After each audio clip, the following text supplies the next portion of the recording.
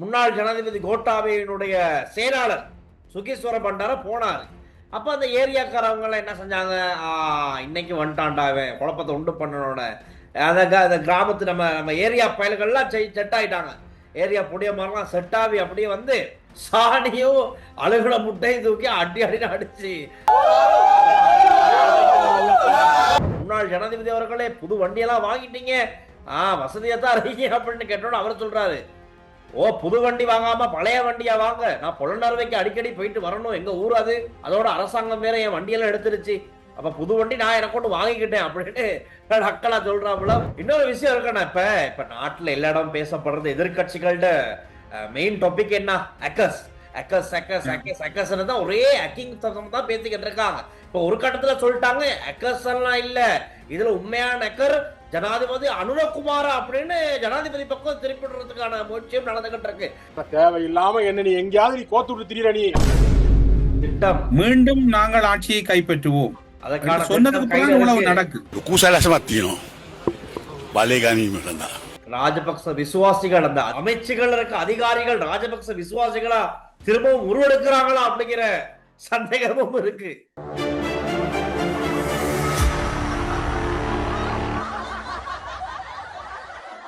நீங்கள் வெளிநாட்டில் இருக்கும்போது உங்கள் பெற்றோரின் மருத்துவ தேவைகள் அனைத்தையும் நாங்கள் ஒருங்கிணைத்து கவனிக்கின்றோம். வருடாந்திர பதிவு சிறப்பு தள்ளுபடி மெடிப்ளேஸ். ஹலோ அண்ணா, வணக்கம். வணக்கம் வணக்கம் டில்சான். என்ன மாதிரி நாடு கொழும்பு ஒரு பெரிய போராட்டம் ஆரம்பிச்சாங்க. அப்பா அது வந்து அடிக்கடி இந்த வீடுகளுக்கு போயிட்டு அமைச்சர்கள் வீடு, பார்லிமெண்ட் உறுப்பினர்கள் வீடு, ஒரு அமைச்சின் செயலாளர் வீட்டை நோக்கி போறதுக்கான காரணம் வந்து நாங்க இதுக்கு முதலே காய்ச்சிருக்கோம். இவங்களுக்கெல்லாம் ஒரு தேவை இருக்கு, ஏதாச்சும் ஒரு கலவரத்தை உண்டு பண்றதுக்கு. அதன் அடிப்படையில் இன்னைக்கு நிதி அமைச்சின் செயலாளர் வீட்டை தேடி முன்னாள் ஜனாதிபதி கோட்டாபயனுடைய செயலாளர் சுகீஸ்வர பண்டார போனாரு. அப்ப அந்த ஏரியாக்காரவங்க எல்லாம் என்ன செஞ்சாங்க, இன்னைக்கு வந்துட்டான்டாவே குழப்பத்தை உண்டு பண்ணனோட அந்த கிராமத்து நம்ம நம்ம ஏரியா பயல்கள்லாம் செட் ஆயிட்டாங்க. ஏரியா புடிய மாதிரிலாம் செட் ஆகி அப்படியே வந்து எதிர அடிச்சிருக்கானுங்கன்னு சொன்னா சாணியும் அழுகுல முட்டையும் தூக்கி அடி அடின்னு அடிச்சு அசிங்கப்படுத்தி அனுப்பியிருக்கானுங்க. அப்ப அப்படி கம்பீரமா வந்தவங்க அப்படி அசிங்கப்பட்டு இந்த சாணி அப்படிங்கிட்டு தான் போன ஒரு கதையா இன்னைக்கு அது ஒரு ஹைலைட் ஸ்டோரியா இருக்கு. இன்னைக்கு அதான் சம்பவம். இனி மற்ற வீடுகளுக்கு போக யோசிப்பாடுகளா இருக்கும்.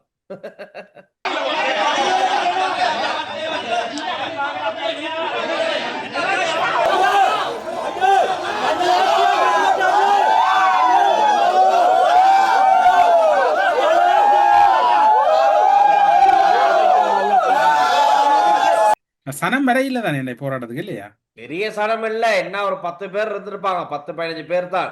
எங்க இருந்து கூட்டுக்கிட்டு வந்து வீட்டை முற்று கேட்டு போராடுறதுக்கு ட்ரை பண்ணாங்க, சரி வரல. ஏரியா ஆக்கள் எல்லாம் சேர்ந்து சாணி அடி துரத்தி விட்டாங்க, போ இனி இந்த பக்கம் வராத ஓடு அப்படி சாணி அபிஷேகம் பட்டி அனுப்பியிருக்கு. டில்சான், அடுத்தது இன்னும் உண்டு. நேற்று 22 பிக்கோல் தானே கைது செய்யப்பட்டது. ஆமா, அதுல சதித்திட்டத்தில் 40 பிக்கோல் இருக்கிறாங்களாம் ஏஜென்ட். சதித்திட்டத்துல அதுல 40 பிக்கோல் தொடர்பட்டிருக்காங்கன்னா, இந்த போதைப் பொருள் கடத்தல் கும்பல், இந்த குறித்த இந்த 22 பேர் அனுப்பின கும்பல் வந்து 40 பிக்குகளை பேங்குக்கு அழைத்து சென்று அங்கிருந்து போதைப் பொருட்களை நாட்டுக்கு கடத்தி வர சகல திட்டங்களையும் வகுத்திருந்ததாக இந்த 22 பேர்கிட்ட இருந்து விசாரணை. அதாவது நாங்க முதல் பேட்ச், இன்னொரு பேட்ச்ல 40 பேர் இருக்கிறாங்க, அவங்களும் பெறப்போறாங்க சிங்கங்கள் என்ற மாதிரி சொல்லி போதைப் பொருள் கடத்தல். அதெல்லாம் இன்னைக்கு கிடைச்ச தகவல் அடிப்படையில ஏற்கனவே நாங்க நேற்று சொன்னோம், இது ஏற்கனவே நடந்திருக்க வாய்ப்பு இருக்கு அப்படின்னு நாங்க நேற்று பேசணும். அதே மாதிரி உண்மைக்குமே மார்ச் மாதமே இப்படி ஒரு கேங் வந்திருக்கு, வந்து அவங்க வந்துட்டாங்க, யாரும் பிடிப்படல, அதான் ஆல்ரெடி நாட்டுக்கு வந்துருச்சு. இது ஏதோ ஒரு சிஸ்டத்துல இது பிடிப்பட்டு இருக்கு, ரைட், பெரிய தொகை மாட்டிடுச்சு.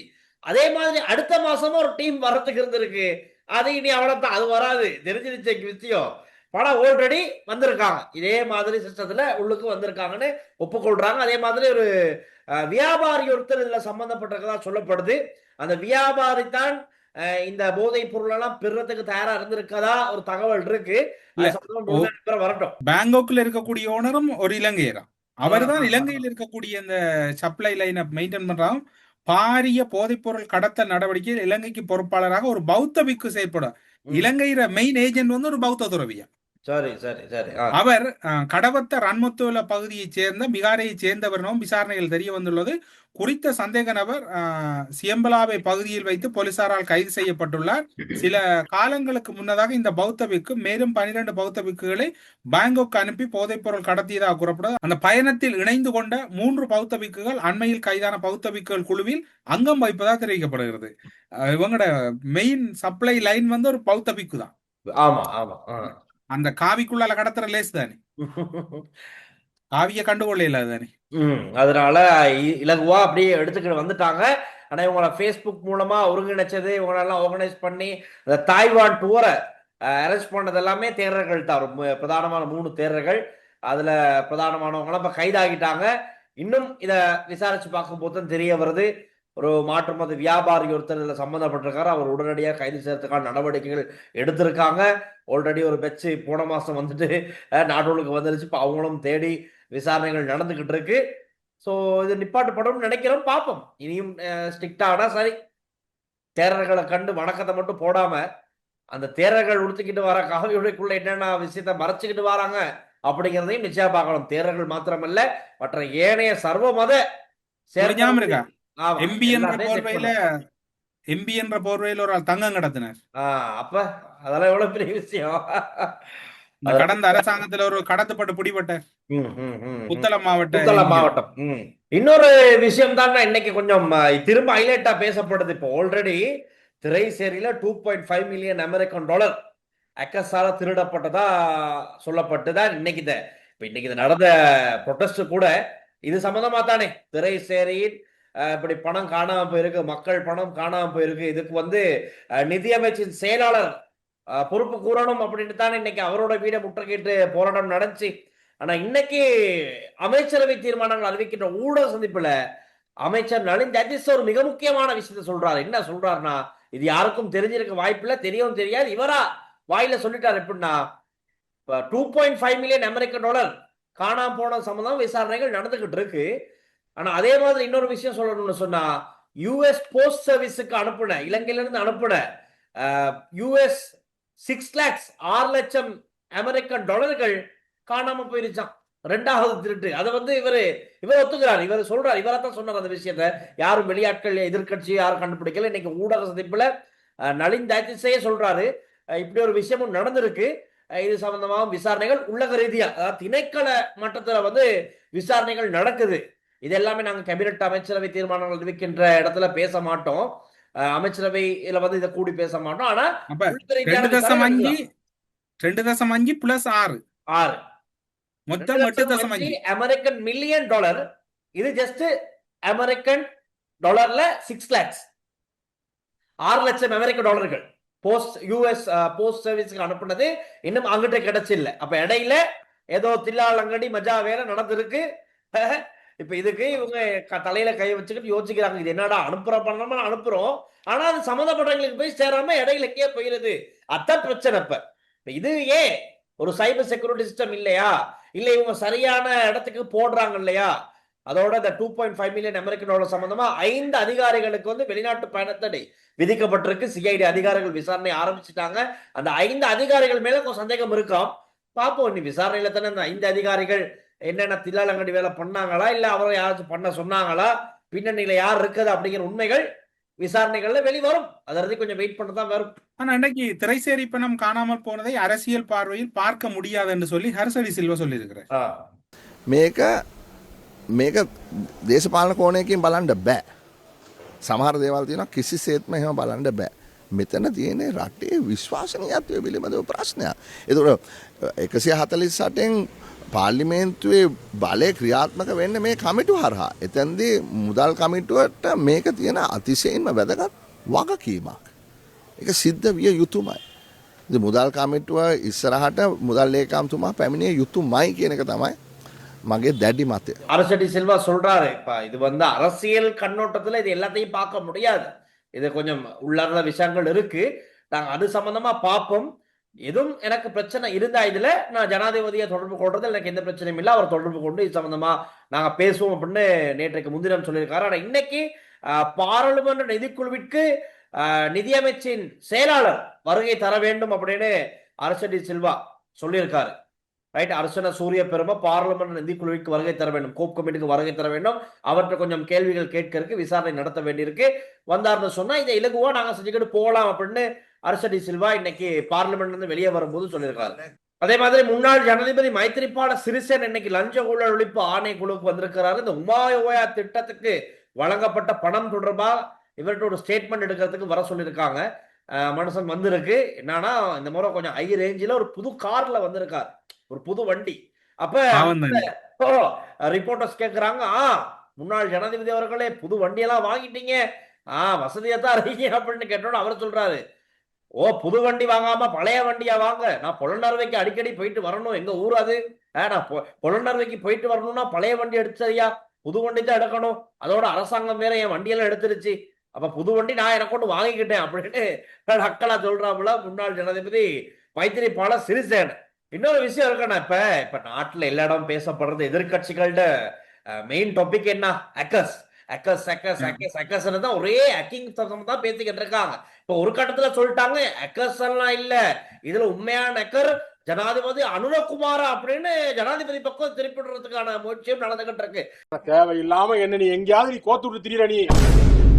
முதலாவது டாக்கெட் என்ன, ஒரு அமைச்சின் செயலாளர் தான் இவங்க டாக்கெட், அது இல்லையா, அது பிரதான அமைச்சர் அவர் தான் போட்டு அடிக்கிறார். அந்த வகையில நிதி அமைச்சரா இருக்க ஜனாதிபதி அனுரகுமார் திசாநாயக்கவை குற்றம் சாட்டி அவரும் பதவி விலகணும்னு சொல்லிக்கிட்டு இருக்கானுங்க எல்லாம் இப்ப எதிர்த்தரப்பு ஆதரவாளர்கள். அதுல இன்னைக்கு ஆளும் தரப்பை சேர்ந்த ஒருத்தர் சொல்லியிருக்காரு, யாரு, மாலிமாவ எம்பி தேவானந்த சுரவீர சொல்லியிருக்காரு இப்படி ஒரு கதை, நாட்டை மீட்டெடுக்க முயற்சிக்கும் போது நீலம் பச்சை அக்கர் குழுக்களின் தாக்கம் கடுமையாக உள்ளதாம். நீலம் பச்சை அக்கர் அது யாருன்னு விளங்கி இருந்தானே, நேற்று முந்தின நாள் நாட்டு நடப்புல சொல்லிட்டேன் இல்லையா, அவங்க தான் மெயின் அக்கர்ஸ். மெயின் அக்கர்ஸோட பிரச்சனை தான் பெரிய தலைவலியா இருக்கும். என்ன 1ஆம் தேதி எல்லா இடமும் இந்த மெய் ரிலீஸ் நடக்கிறதுக்கு இருக்கதா சொல்லப்படுது. நேற்று சஜித் பிரேமதாஸ் அவர்கள் எதிர்க்கட்சி தலைவர் எல்லாத்தையும் அழைக்கிறாரு, வாங்க நாங்க இதை வந்து செய்வோம், இந்த அரசாங்கத்தில் நடக்கிற ஊழல் மோசடிகள் திருட்டுத்தனங்களுக்கு எதிராக எல்லாரும் ஒன்று திரளுங்க, மே 1ஆம் தேதி எங்களோட கூட்டத்துக்கு வாங்க அப்படின்னு எதிர்க்கட்சி சஜித் பிரேமதாஸ் கால் பண்றாரு. அதே மாதிரி மிக முக்கியமா யூஎன்பிக்கு இன்வைட் பண்றாங்க, மே 1 வந்து நாங்க எல்லாரும் சேர்ந்து செய்வோம், யூஎன்பி எஸ்டிபி சேர்ந்து செய்வோம்னு. ஆனா இன்னைக்கு வந்து அதுக்கான பதில் கிடைச்சிருக்கு.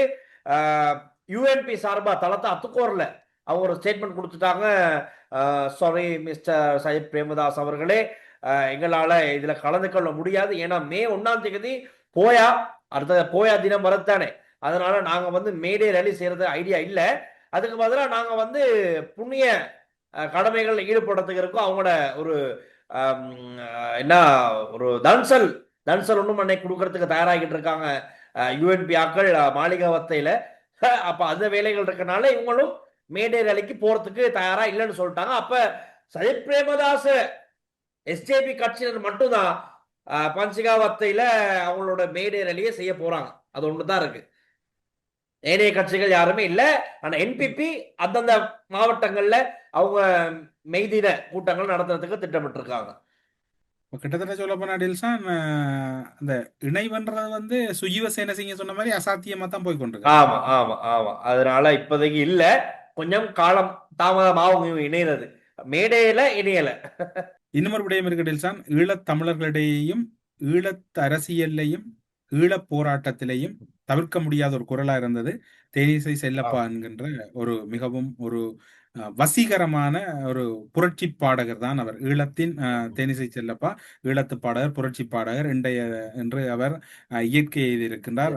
காலத்தால் அழியாத விடுதலை கீதங்களை தந்து தமிழர்கள் தன்னை சுதந்திர தாகத்துடன் வைத்து இருந்த ஆஸ்தான கலைஞர் தேனிசை செல்லப்பா, மதிப்புக்குரிய ஐயா தேனிசை செல்லப்பா அவர்கள் என்று இயற்கை எழுதியிருக்கிறார். தமிழீழ தேசிய தலைவரால அளவுக்கு அதிகமாக பிரியப்பட்டவர், தமிழ்ல தேசிய தலைவரை வியந்து பாடின பல பாடல்களை பாடின ஒரு மிக முக்கிய மகான். ஈழ விடுதலை போராட்டம் தன்னெழுச்சி கொண்ட காலத்திலேயெல்லாம் இவர் பாடல் வரிகள் தான் மிக மிக முக்கியமா இருந்தது. அந்த வகையில இந்த இடத்துல எல்லாரும் வந்து அவரை செல்லப்பான்னு தான் அவரை உரிமையோட சொல்லுவாங்க. அவர் வயது முதிர்ச்சியிலையும் கூட பாட்டு பாடினவர். மிகவும், அதாவது அவரை பாட்டுன்னு சொன்னா இன்றைக்கு இருக்கிற இளம் சந்ததியினர் கூட கேட்கக்கூடிய அளவுல அந்த அளவு வசீகர குரல். மிகவும் மதிப்பாய்ந்தவர். அவர் குடும்பத்தாருக்கும் அவர் உறவினர்கள், பிள்ளைகள் மற்றும் ஈழத்தமிழர்கள் சார்பிலையும் ஒரு ஊடகத்திலையும் ஊடகங்கள் சார்பில் டில்சான் மற்றும் எம் சார்பிலையும் அவருக்கு எங்களுடைய ஆழ்ந்த இரங்கலை தெரிவிச்சுக்கிறோம். செல்லப்பாண்டனை தவித்து கொண்டு ஈழ விடுதலை போராட்டம் ஒருபோதும் இருக்காது. பெரும் பாட்டுக்கும் பாடல்கள் பாட ஆரம்பித்த காலத்திலேயே அவரோட பாடல்கள் அந்த அளவு முக்கியம் பெற்றிருந்தது. மிகவும் காந்தக்குரல், வைராக்கியமான வரிகள், அப்படியே ஒவ்வொருவரையும் கட்டி போடக்கூடிய சொல்லாடல்களை சொல்லக்கூடிய செல்லப்பாண்ணன், அதாவது தேனிசை செல்லப்பா அவர்களுக்கு எங்களுடைய ஆழ்ந்த அனுதாபங்கள். குடும்பத்தாருக்கும் எங்களுடைய துயர் பகிர்வுகளை நாங்கள் இந்த இடத்துல கூறிக்கொள்றோம். அந்த வகையில நேர்கள் சார்பிலையும் ஆழ்ந்த அனுதாபம். நிச்சயமா. ஆனா இன்னொரு விஷயம் சொல்லணும். இப்ப கொழும்புல இடம்பெற்றுக் கொண்டிருக்கு. காலநிலையும் அவ்வளவு நல்லா இல்ல, ஒரே மழையா தான் இருக்கு கொழும்புலையும். இந்த மழையிலையும் கங்காராம விகாரை, அதே மாதிரி சுதந்திர சதுக்கத்துல இப்போ ஒரு நிகழ்வு நடக்குது. கடந்த 22ஆம் தேதி தம்புள்ளையில் ஆரம்பமான ஏய் பசிகோ அமைதிக்கான நடைபயணம் அரச நிறைவு நிகழ்வு இப்போ நடந்துகிட்டு இருக்க. ஜனாதிபதி அனுரகுமார திசாநாயக்க தலைமையில் சுதந்திர சதுக்கத்தில் இடம்பெற்றுக் கொண்டிருக்கிறது. அமைதியை தேடி ஒரு நடைப்பயணமா இருந்துச்சு. எல்லாத்தினுடைய பிரார்த்தனையா இருக்கு. ஆனா ரொம்ப கஷ்டப்பட்டு நடந்து வந்தாங்க. அவங்களுடைய கால்கள் எல்லாம் ரொம்ப காயமாவே அந்த நிறைய காட்சிகள் காணக்கூடியதாக இருந்துச்சு. வியட்நாம்ல இருந்து ஒரு ஆளுங்க அப்படிங்கிற இவங்களோட ஒரு புண்ணிய காரியம் செய்யக்குள்ள அங்க 22 பேர் அவங்க வேற மாதிரி ஒரு நடைப்பயணம் ஒன்று செஞ்சிருந்தாங்க. அதையும் பார்க்கக்கூடியதா இருந்துச்சு. ஒரு பக்கம் நல்லது நடக்கிற நேரம் தேர்தல்களால், இன்னொரு பக்கம் இன்னொரு தேர்தல் தரப்பால ஒரு கெட்டது நடந்திருக்கு. இன்டர்நேஷனல் ரீதியா, சர்வதேச ரீதியா எல்லா நியூஸ் சேனல்களையும் இந்த 22 தேரர்கள் கைதானது ஹைலைட் பண்ணிருக்காங்க. இன்னைக்கெல்லாம் காணக்கூடியதாக இருந்துச்சு. பிபிசில இருந்து அல் ஜசீரால இருந்து எல்லா நியூஸ் சேனல்ஸ்லயும் இந்த இலங்கையில கைதான தேரர்கள் சம்பந்தமான செய்திகளை காணக்கூடியதாக இருந்துச்சு. இது எப்படியும் இப்போ இந்த அமைதிக்கான நடைப்பயணம் நிறைவிழா நடந்து கொண்டிருக்கு. நல்லது நடந்தா சரி, ஏன்னா அமைதி தானே தேவை எல்லாத்துக்குமே. இல்ல அமைதி கிடைக்கும்னு நம்புறீங்களா? அங்க டாலர் கணக்கெல்லாம் காணாம போய்கிட்டு இருக்கு. இப்ப அதனாலயே அமைதி இல்லாம இருக்கு நாட்டுல. ராஜபக்ச சொன்னதை பாருங்க நீங்க. කුසලසමත් තියෙනවා බලය ගැනීම සඳහා. අවුරුද්දේ වෙනසක් වෙයිද කියන්න බෑ. ඉතින් හැබැයි වෙනසක් වෙනවා අනිවාර්යයෙන්. திட்டம் மீண்டும் நாங்கள் ஆட்சியை கைப்பற்றுவோம் சொன்னதுக்கு பிறகு இவ்வளவு நடக்குது. இல்ல இவ்வளவு நடக்குது என்றால் இதுல ஏதோ ஒரு உள்குத்து இருக்குது.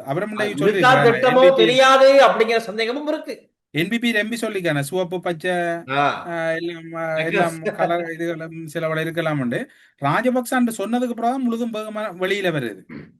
அப்படின்னா ஏதோ ஒரு ஆரம்பம் நடக்க தொடங்கிட்டோ தெரியாது. ராஜபக்ச விசுவாசிகள், அந்த அதிகாரிகளா இருக்க, அந்த அமைச்சுகள் இருக்க அதிகாரிகள் ராஜபக்ச விசுவாசிகளா திரும்பவும் உருவெடுக்கிறாங்களா அப்படிங்கிற சந்தேகமும் இருக்கு. ஒகட்டில் சானப்ப மேலதிகமான செய்தியோட நாளை சந்திப்போம். நாளைக்கு அப்டேட்டுகளோட சந்திக்கலாம்.